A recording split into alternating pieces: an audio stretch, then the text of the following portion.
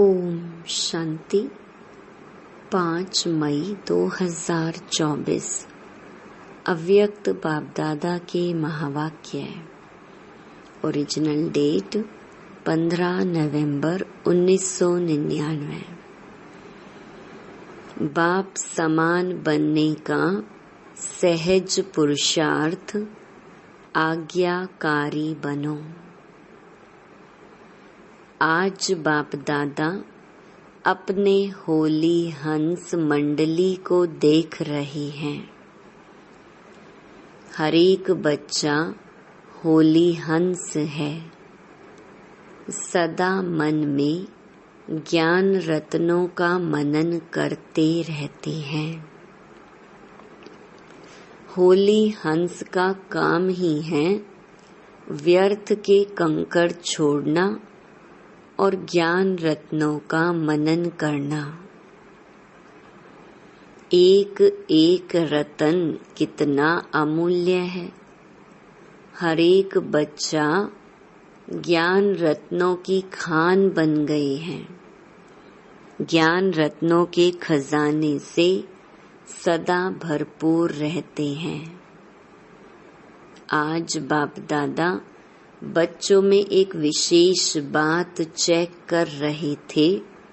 वह क्या थी? ज्ञान व योग की सहज धारणा का सहज साधन है बाप और दादा के आज्ञाकारी बन चलना। बाप के रूप में भी आज्ञाकारी, शिक्षक के रूप में भी और सद्गुरु के रूप में भी। तीनों ही रूपों में आज्ञाकारी बनना अर्थात सहज पुरुषार्थी बनना। क्योंकि तीनों ही रूपों से बच्चों को आज्ञा मिली है। अमृत वेले से लेकर रात तक हर समय हर कर्तव्य की आज्ञा मिली हुई है। आज्ञा के प्रमाण चलते रहें तो किसी भी प्रकार की मेहनत व मुश्किल अनुभव नहीं होगी। हर समय के मनसा संकल्प, वाणी और कर्म तीनों ही प्रकार की आज्ञा स्पष्ट मिली हुई है। सोचने की भी आवश्यकता नहीं कि यह करें या ना करें, यह राइट है या रॉन्ग है। सोचने की भी मेहनत नहीं है। परमात्मा आज्ञा है ही सदा श्रेष्ठ। तो सभी कुमार जो भी आए हो बहुत अच्छा संगठन है। तो हर एक ने बाप का बनते ही बाप से वायदे किए हैं। जब बाप के बने हैं तो सबसे पहले कौन सा वायदा किया? बाबा तन मन धन जो भी है।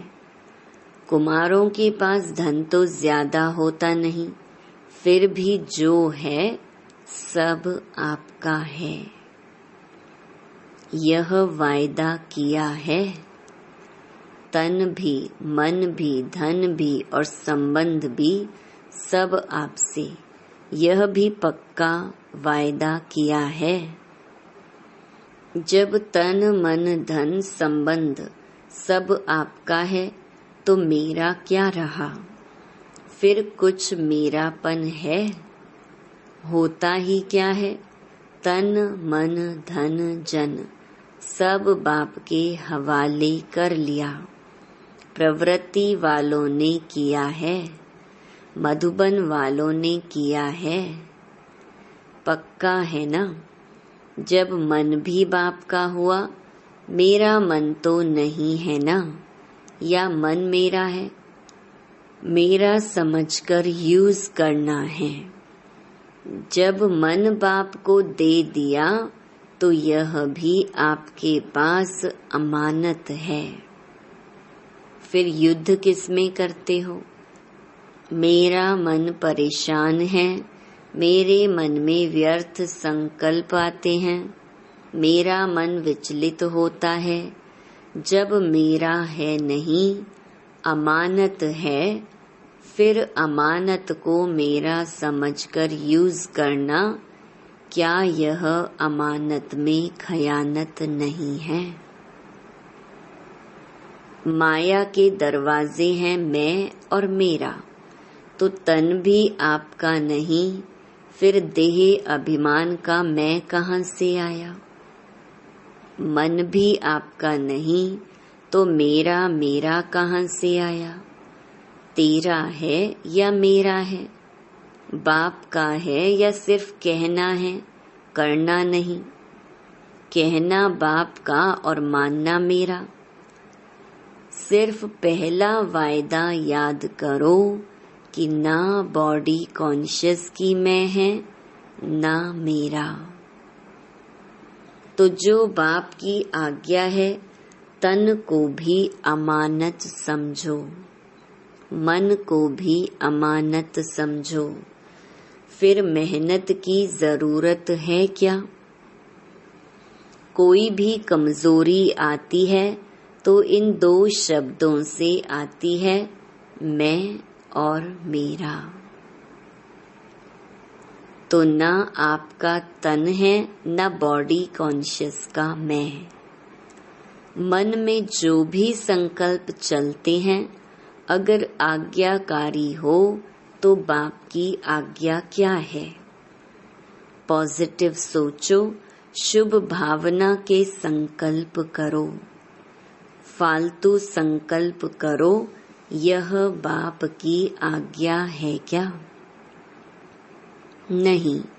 तो जब आपका मन नहीं है, फिर भी व्यर्थ संकल्प करते हो, तो बाप की आज्ञा को प्रैक्टिकल में नहीं लाया ना। सिर्फ एक शब्द याद करो कि मैं परमात्मा आज्ञाकारी बच्चा हूँ। बाप की यह आज्ञा है या नहीं है, वह सोचो। जो आज्ञाकारी बच्चा होता है, वह सदा बाप को स्वतः ही याद होता है, स्वतः ही प्यारा होता है, स्वतः ही बाप के समीप होता है। तो चेक करो, मैं बाप के समीप, बाप का आज्ञाकारी हूँ। एक शब्द तो अमृत वेले याद कर सकते हो, मैं कौन? आज्ञाकारी हूँ या कभी आज्ञाकारी और कभी आज्ञा से किनारा करने वाले?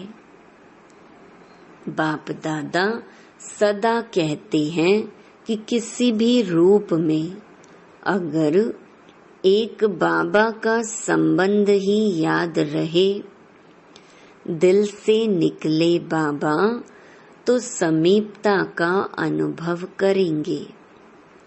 मंत्र मुहाफिक नहीं कहो, बाबा बाबा। वह राम राम कहते हैं, आप बाबा बाबा कहते, लेकिन दिल से निकले बाबा।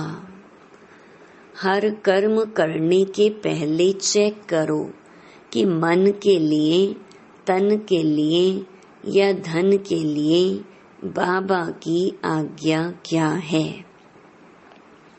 कुमारों के पास चाहे कितना भी थोड़ा सा धन है, लेकिन जैसे बाप ने आज्ञा दी है कि धन का पोता मेल किस प्रकार से रखो, वैसे रखा है, या जैसे आता वैसे चलाते। हर एक कुमार को धन का भी पोता मेल रखना चाहिए। धन को कहाँ और कैसे यूज करना है, मन को भी कहाँ और कैसे यूज करना है, तन को भी कहाँ लगाना है, यह सब पोता मेल होना चाहिए।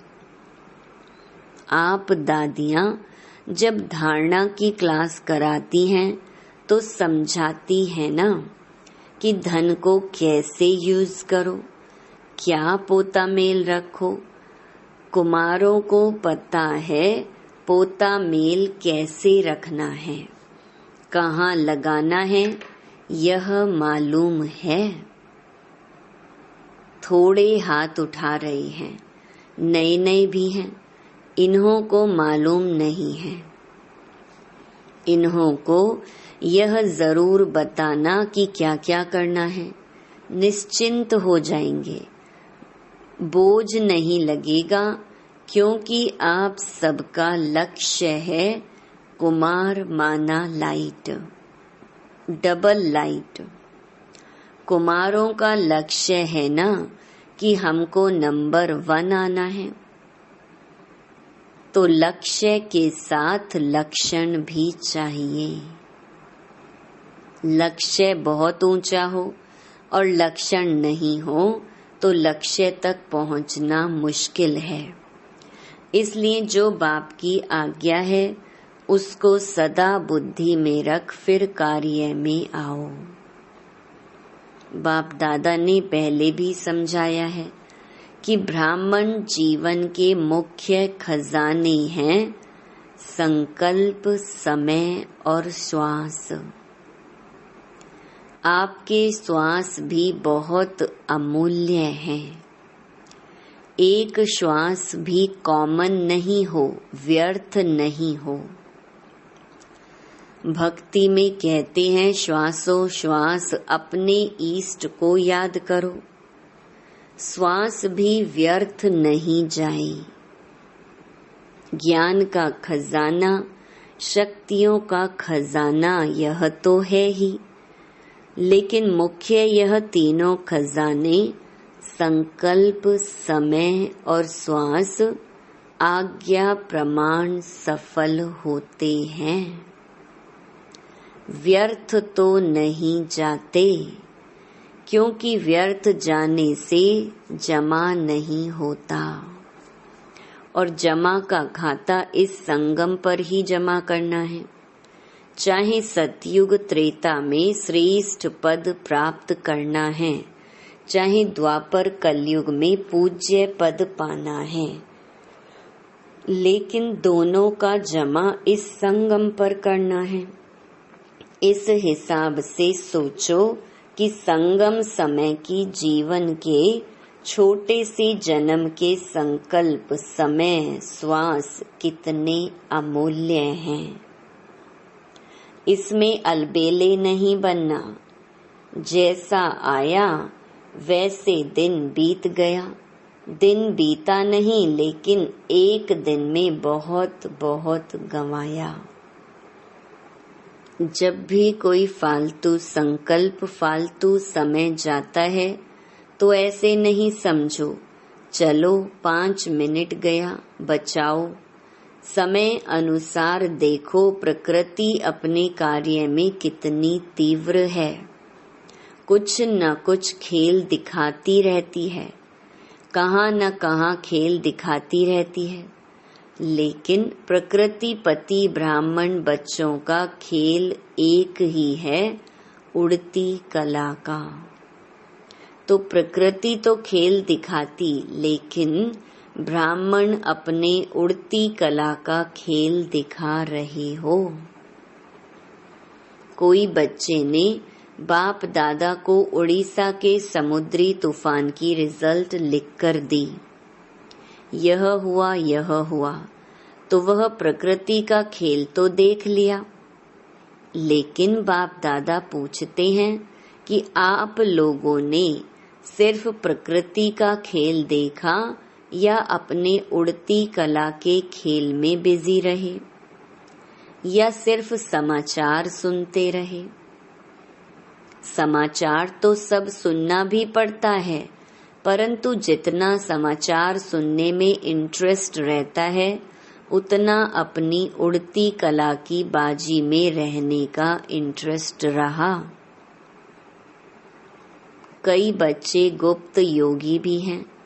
ऐसे गुप्त योगी बच्चों को बाप दादा की मदद भी बहुत मिली है और ऐसे बच्चे स्वयं भी अचल साक्षी रहे और वायुमंडल में भी समय पर सहयोग दिया। जैसे स्थूल सहयोग देने वाले चाहे गवर्नमेंट चाहे आसपास के लोग सहयोग देने के लिए तैयार हो जाते हैं, ऐसे ब्राह्मण आत्माओं ने भी अपना सहयोग, शक्ति, शांति देने का, सुख देने का जो ईश्वरीय श्रेष्ठ कार्य है वह किया। जैसे वह गवर्नमेंट ने यह किया, फलाने देश ने यह किया, फौरन ही अनाउंसमेंट करने लग जाते हैं। तो बाप दादा पूछते हैं, आप ब्राह्मणों ने भी अपना यह कार्य किया? आपको भी अलर्ट होना चाहिए। स्थूल सहयोग देना यह भी आवश्यक होता है, इसमें बाप दादा मना नहीं करते, लेकिन जो ब्राह्मण आत्माओं का विशेष कार्य है, जो और कोई सहयोग नहीं दे सकता, ऐसा सहयोग अलर्ट होके आपने दिया। देना है ना? या सिर्फ उन्हों को वस्त्र चाहिए, अनाज चाहिए? लेकिन पहले तो मन में शांति चाहिए, सामना करने की शक्ति चाहिए। तो स्थूल के साथ सूक्ष्म सहयोग ब्राह्मण ही दे सकते हैं और कोई नहीं दे सकता है। तो यह कुछ भी नहीं है, यह तो रिहर्सल है। रियल तो आने वाला है, उसकी रिहर्सल आपको भी बाप या समय करा रहा है। तो जो शक्तियाँ, जो खजाने आपके पास हैं, उसको समय पर यूज करना आता है। कुमार क्या करेंगे? शक्तियाँ जमा हैं, शांति जमा है, यूज करना आता है। हाथ तो बहुत अच्छा उठाते हैं, अभी प्रैक्टिकल में दिखाना। साक्षी होकर देखना भी है, सुनना भी है और सहयोग देना भी है। आखिरीन रियल जब पार्ट बजेगा, उसमें साक्षी और निर्भय होकर देखें भी और पार्ट भी बजावें। कौन सा पार्ट? दाता के बच्चे दाता बन, जो आत्माओं को चाहिए वह देते रहें। तो मास्टर दाता है ना? स्टॉक जमा करो, जितना स्टॉक अपने पास होगा उतना ही दाता बन सकेंगे। अंत तक अपने लिए ही जमा करते रहेंगे तो दाता नहीं बन सकेंगे। अनेक जन्म जो श्रेष्ठ पद पाना है वह प्राप्त नहीं कर सकते हैं, इसलिए एक बात तो अपने पास स्टॉक जमा करो। शुभ भावना, श्रेष्ठ कामना का भंडार सदा भरपूर हो। दूसरा, जो विशेष शक्तियां हैं, वह शक्तियां जिस समय जिसको जो चाहिए वह दे सको। अभी समय अनुसार सिर्फ अपने पुरुषार्थ में संकल्प और समय दो, साथ साथ दाता बन विश्व को भी सहयोग दो। अपना पुरुषार्थ तो सुनाया, अमृत वेले ही यह सोचो कि मैं आज्ञाकारी बच्चा हूँ। हर कर्म के लिए आज्ञा मिली हुई है, उठने की, सोने की, खाने की, कर्म योगी बनने की। हर कर्म की आज्ञा मिली हुई है। आज्ञाकारी बनना यही बाप समान बनना है। बस श्रीमत पर चलना, ना मनमत ना परमत, एडिशन नहीं हो। कभी मनमत पर कभी परमत पर चलेंगे तो मेहनत करनी पड़ेगी, सहज नहीं होगा, क्योंकि मनमत परमत उड़ने नहीं देगी। मनमत परमत बोझ वाली है और बोझ उड़ने नहीं देगा। श्रीमत डबल लाइट बनाती है, श्रीमत पर चलना अर्थात सहज बाप समान बनना। श्रीमत पर चलने वाले को कोई भी परिस्थिति नीचे नहीं ले आ सकती, तो श्रीमत पर चलना आता है। अच्छा, तो कुमार अभी क्या करेंगे? निमंत्रण मिला, स्पेशल खातिरी हुई, देखो कितने लाडले हो गए हो। तो अभी आगे क्या करेंगे? रिस्पॉन्ड देंगे या वहां गए तो वहां के, यहाँ आए तो यहाँ के? ऐसे तो नहीं है ना। यहाँ तो बहुत मजे में हो, माया के वार से बचे हुए हो। ऐसा कोई है जिसको यहाँ मधुबन में भी माया आई हो? ऐसा कोई है जिसको मधुबन में भी मेहनत करनी पड़ी हो? सेफ हो, अच्छा है, बाप दादा भी खुश होते हैं। समय आएगा जब यूथ ग्रुप पर गवर्नमेंट का भी अटेंशन जाएगा, लेकिन तब जाएगा जब आप विघ्न विनाशक बन जाओ। विघ्न विनाशक किसका नाम है? आप लोगों का है ना। विघ्नों की हिम्मत नहीं हो जो कोई कुमार का सामना करे, तब कहेंगे विघ्न विनाशक। विघ्न की हार भले हो लेकिन वार नहीं करे। विघ्न विनाशक बनने की हिम्मत है? या वहां जाकर पत्र लिखेंगे, दादी बहुत अच्छा था लेकिन पता नहीं क्या हो गया? ऐसे तो नहीं लिखेंगे। यही खुशखबरी लिखो, ओके वेरी गुड, विघ्न विनाशक हूँ। बस एक अक्षर लिखो, ज्यादा लंबा पत्र नहीं, ओके। अच्छा, मधुबन की भी विशेषता बाप दादा के पास पहुंच गई है। मधुबन वालों ने अपने चार्ट भेजे हैं, बाप दादा के पास पहुंचे हैं। बाप दादा सभी बच्चों को आज्ञा मानने वाले आज्ञाकारी बच्चों की नजर से देखते हैं। विशेष कार्य मिला और एवर रेडी बन किया है, इसकी विशेष मुबारक दे रहे हैं। अच्छा, हर एक ने अपना स्पष्ट लिखा है दादी से। आप भी रिजल्ट देखकर क्लास कराना।